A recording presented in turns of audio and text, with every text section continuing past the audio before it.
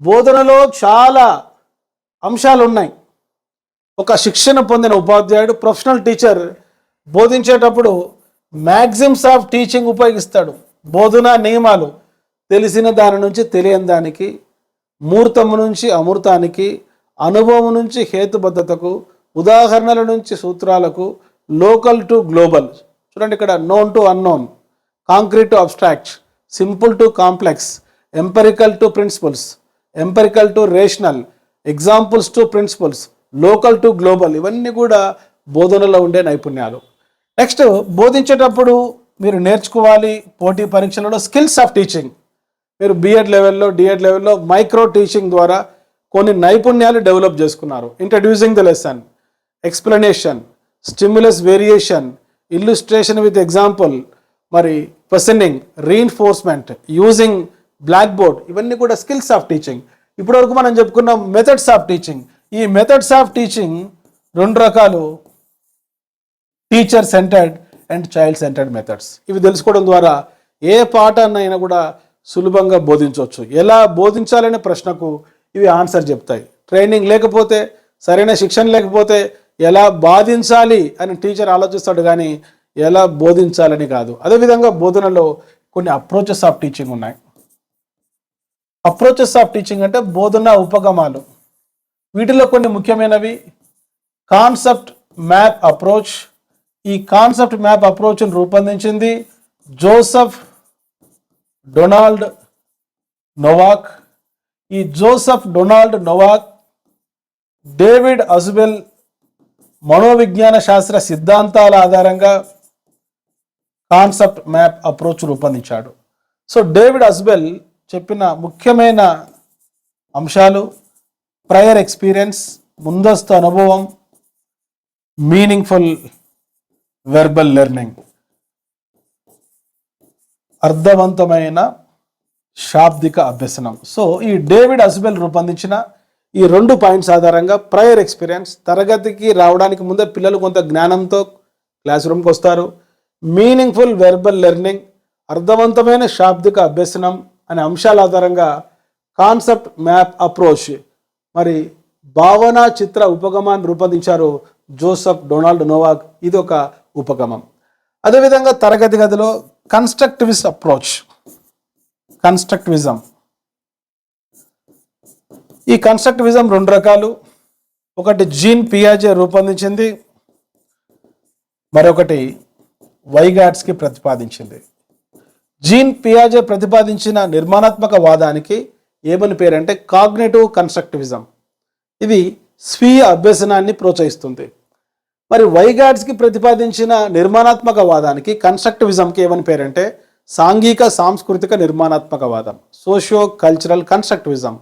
మరి సమాజంలో ఉండే మోర్ నాలెడ్జబుల్ అదర్స్తో ఇంటరాక్ట్ కావడం వల్ల పిల్లలు తమ తెలిసిన జ్ఞానానికి, తెలియని జ్ఞానానికి మధ్య ఉన్న దూరాన్ని అధిగమిస్తారంటారు వైగాట్స్కి. ఇప్పుడు డిస్కస్ చేస్తున్నాం ఎలా బోధించాలంటే. బోధనలో కొన్ని మ్యాక్సిమ్స్ ఆఫ్ టీచింగ్స్ ఉన్నాయి, బోధనా నియమాలు. బోధనలో కొన్ని స్కిల్స్ ఆఫ్ టీచింగ్ ఉన్నాయి, బోధనల నైపుణ్యాలు. బోధనలో కొన్ని మెథడ్స్ ఆఫ్ టీచింగ్స్ ఉన్నాయి, బోధనా పద్ధతులు. అదేవిధంగా అప్రోచెస్ ఆఫ్ టీచింగ్స్ ఉన్నాయి. ఇప్పటివరకు నేను చెప్పాను concept map approach Joseph Donald Novak రూపొందించారు. కన్స్ట్రక్టివిజం, కాగ్నిటివ్ కన్స్ట్రక్టివిజం, సంగ్రహాత్మక నిర్మాణాత్మక వాదాన్ని రూపొందించింది జీన్ పియాజే. సాంఘిక సాంస్కృతిక నిర్మాణాత్మక వాదాన్ని రూపొందించింది ఎవరంటే వైగాట్స్కి. అదేవిధంగా మనకు రెగ్యులర్గా బిట్ అడుగుతున్నారు పోటీ పరీక్షల్లో 5E లెర్నింగ్. ఈ 5E లెర్నింగ్ అప్రోచ్ను రూపొందించినది రోజర్ బేబీ.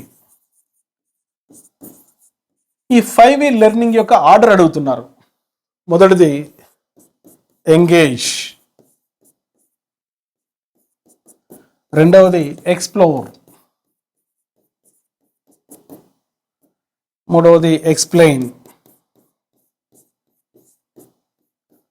నాలుగవది ఇలాబరేట్, ఐదవది ఇవాల్యుయేషన్. నోట్స్ రాసుకుంటూ వినడానికి ట్రై చేయండి. తప్పనిసరిగా కొన్ని బిట్స్ పోటీ పరీక్షలో రావచ్చు. 5E learning approach. ఈ 5E లెర్నింగ్ అప్రోచ్లో 5 E's చూడండి, 1, 2, 3, 4, 5. ఈ 5 E's యొక్క ఆర్డర్ అడుగుతున్నాడు. సో ఈ ఆర్డర్ను గుర్తుంచుకోవాలంటే మీకు ఒక టెక్నిక్ చెప్తున్నా చూడండి. ఇక్కడ ఎన్, ఎంగేజ్లో ఎన్, లాస్ట్లో వి. ఫస్ట్ స్టెప్లో ఎన్ గుర్తుపెట్టుకోండి, లాస్ట్ స్టెప్లో వి గుర్తుపెట్టుకోండి. ఎన్వి అంటే నాన్ వెజిటేరియన్, మాంసాహారం తినడం. ఈ మాంసాహారం తింటే మనం డబల్ ఎక్సెల్ షర్ట్ ధరించాల్సి వస్తుంది. డ్రెస్ ఎక్సెల్ కాదు, డబుల్ ఎక్సెల్. చూడండి ఇక్కడ డబుల్ ఎక్సెల్, XXL. ఎప్పుడైనా రోజర్ బేబీ సూచించిన 5E లెర్నింగ్ యొక్క వరుస క్రమాన్ని గుర్తించంటే మీరు గుర్తుపెట్టుకోవాలి, ఎన్వి తింటే డబల్ ఎక్సెల్ షర్ట్ వేసుకోవాలి. ఎన్ అంటే ఏమిటంటే ఫస్ట్ స్టెప్ ఎంగేజ్, వి అంటే ఏమిటంటే లాస్ట్ స్టెప్ ఇవాల్యుయేషన్. మరి మిగతా 3 స్టెప్స్ ఒక ఆర్డర్లో నేర్చుకోవాలంటే double excel, explore, explain, elaborate.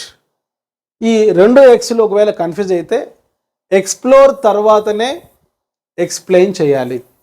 ఇవి కొన్ని కొండ గుర్తులు, న్యూమోనిక్స్. ఎప్పుడైనా స్టెప్స్ గుర్తుంచుకోవాలంటే కన్ఫ్యూజ్ అవుతుంటాం ఎగ్జామ్ రాసేటప్పుడు. మళ్ళీ చెప్పండి, 5E లెర్నింగ్ అప్రోచ్ను రూపొందించింది రోజర్ బేబీ.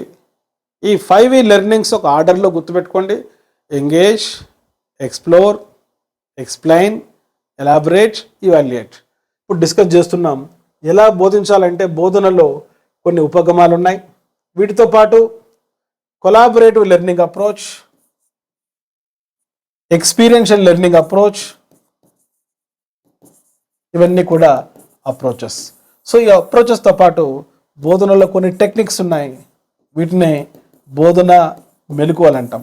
సో క్విజ్ అనేది ఒక టెక్నిక్, నాటకీకరణం అనేది ఒక టెక్నిక్. మీకు తెలుసు ఎడ్గర్ డేల్ కోన్ ఆఫ్ ఎక్స్పీరియన్సెస్లో మొదటిది ప్రత్యక్ష ప్రయోజనాత్మక అనుభవాలు, direct and purposeful experiences.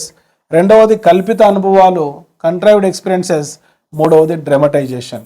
So ఈ డ్రమటైజేషన్ అనేటువంటిది ఒక బోధనలో యుక్తి, టెక్నిక్ ఆఫ్ టీచింగ్. సో ఈ డ్రమటైజేషన్లో కూడా చాలా భాగాలు ఉన్నాయి. ఒకసారి గురుకుల ఎగ్జామ్లో అడిగారు, డ్రమటైజేషన్లో ఉండేటువంటి వివిధ రూపాలు. సో దాంట్లో మొదటిది ఏంటంటే పేజియాంట్. పేజియాంట్ అంటే ఎప్పుడైనా మనం పాఠశాల వార్షికోత్సవాలప్పుడు ఒక స్టేజ్ షో ముందుగానే స్క్రిప్ట్ రాసుకొని రిహార్సల్ చేసి మేకప్తో, కాస్ట్యూమ్స్తో, సంగీతంతో పెద్ద పెద్ద బ్యాక్గ్రౌండ్స్, హోర్డింగ్స్ పెట్టి ఒక నాటకం వేయిస్తే దాన్ని పేజియాంట్ అంటాం. స్టేజ్ పైన వేసేది పేజియాంట్ అని గుర్తుపెట్టుకోండి. ఇవి నాటక రూపాలు. రెండవది ప్యాంటామైమ్. సో ఈ ప్యాంటామైమ్ అంటే అర్థం ఏంటంటే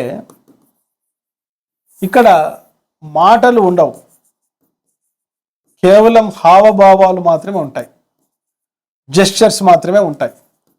దాన్ని ప్యాంటామైమ్ అంటాం. నాటక రూపాలు ఎప్పుడైనా అడగవచ్చు పోటీ పరీక్షల్లో. సో ఈ ప్యాంటామైమ్తో పాటు మరొకటి ఉంది టేబ్లో. సో ఈ టేబ్లో అనేది ఒక ఫ్రెంచ్ పదం. దీని అర్థం ఏంటంటే బొమ్మ. బొమ్మ ఏ విధంగా కదలకుండా ఉంటుందో ఈ టేబ్లో అనే నాటక రూపంలో కూడా మాటలు ఉండవు, కదలికలు ఉండవు, హావభావాలు ఉండవు. ప్యాంటమైమ్లో మాటలు ఉండవు కానీ కదలికలు ఉంటాయి, హావభావాలు ఉంటాయి. ఈ టేబ్లో దానికి వ్యతిరేకం, ఇక్కడ మాటలు ఉండవు, హావభావాలు ఉండవు, కదలికలు ఉండవు, నిశ్చలంగా ఉంటారు పాత్రధారులు. నాటక రూపాలు చెప్తున్నా. ఇంకొకటి రెగ్యులర్గా క్లాస్ రూమ్లో మనం ఉపయోగించేది రోల్ ప్లే. రోల్ ప్లేలో ముందుగానే రిహార్సల్ అనేది ఉండదు, స్క్రిప్ట్ అనేది ఉండదు, మేకప్ ఉండదు. అప్పటికప్పుడు పాఠానికి సంబంధించిన వివిధ పాత్రల వలె విద్యార్థులు యాక్ట్ చేస్తారు. అది రోల్ ప్లే, పాత్ర పోషణ. ఆ పాత్ర పోషణ రోల్ ప్లే వేరే, పేజియాంట్ వేరే. పేజియాంట్ అనేది క్లాస్ రూమ్లో మనం వేయలేం, ఎందుకంటే అదొక స్టేజ్ షో. ఇప్పుడు 4 నాటక రూపాలు మీకు చెప్పాను. రోల్ ప్లే అంటే ఏమిటి, పేజియాంట్ అంటే ఏమిటి, ప్యాంటామైమ్ అంటే ఏమిటి, టేబ్లో అంటే ఏమిటి. ఇవన్నీ నాటక రూపాలు. నాటకీకరణం అనేటువంటిది ఎడ్గర్ డేల్ అభ్యసన అనుభవాలలో 3వ అనుభవం, దిగువ నుంచి ఎగువకు, అది ఒక టెక్నిక్ అవుతుంది. సో ఇప్పటివరకు మనం డిస్కస్ చేసుకున్నాం. బోధనలో 3 దశలు ఉన్నాయి. ఈ 2వ దశ పరస్పర బోధన దశలో పాఠం ఎలా బోధించాలనే అంశానికి సంబంధించి కొన్ని మ్యాగ్జిమ్స్ ఆఫ్ టీచింగ్ ఉన్నాయి, కొన్ని టెక్నిక్స్ ఆఫ్ టీచింగ్ ఉన్నాయి, స్కిల్స్ ఆఫ్ టీచింగ్ ఉన్నాయి, మెథడ్స్ ఆఫ్ టీచింగ్ ఉన్నాయి, అప్రోచెస్ ఆఫ్ టీచింగ్ ఉన్నాయి. ఇటువంటి మరింత కంటెంట్తో కూడుకున్న వీడియోస్ కోసం వెంటనే మా YouTube channel doctor Moses Emily మీరు సబ్స్క్రైబ్ చేసుకోండి. ఈ వీడియో లైక్ చేయండి, మీ ఫ్రెండ్స్కు షేర్ చేయండి.